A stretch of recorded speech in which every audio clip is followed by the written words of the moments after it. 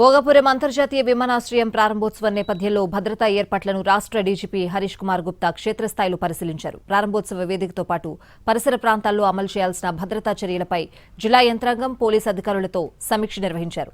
ఈ సందర్భంగా trumpet junction వద్ద వాహనాల రాకపోకలు, ట్రాఫిక్ నియంత్రణ, హైవే నుంచి వాహనాల మళ్లింపు వంటి అంశాలపై జిల్లా అధికారులతో డీజీపీ చర్చించారు. అనంతరం ట్రంపేట్ జంక్షన్పై ట్రయల్ రన్ నిర్వహించి భద్రతా ఏర్పాట్లు, వాహనాల మళ్లింపు విధానాన్ని ప్రత్యక్షంగా పరిశీలించారు. మరింత సమాచారం మా ప్రతినిధి వెంకట్ అందిస్తారు.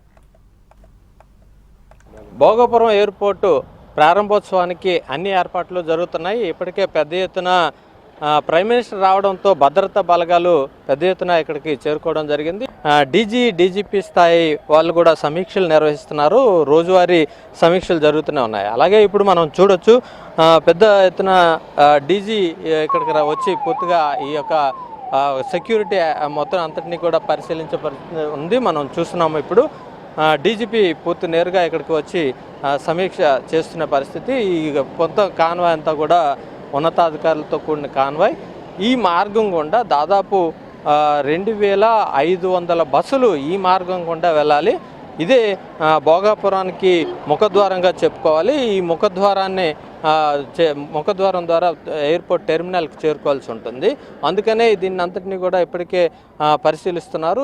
ఏదైతే భోగాపురం ఎయిర్పోర్ట్ టెర్మినల్కి చేరుకోవటానికి ఇదే ప్రాంతం ఈ మార్గం గుండా వెళ్లాల్సి ఉంటుంది. అందుకనే దీన్ని అంతటినీ కూడా ఉన్నతాధికారులు పూర్తి స్థాయిలో పరిశీలిస్తున్నారు. ఎక్కడ కూడా ట్రాఫిక్ జామ్ అవ్వకుండా ఉండే విధంగా అన్ని ఏర్పాట్లు చేయడానికి పోలీసులు సన్నద్ధం అవుతున్నారు.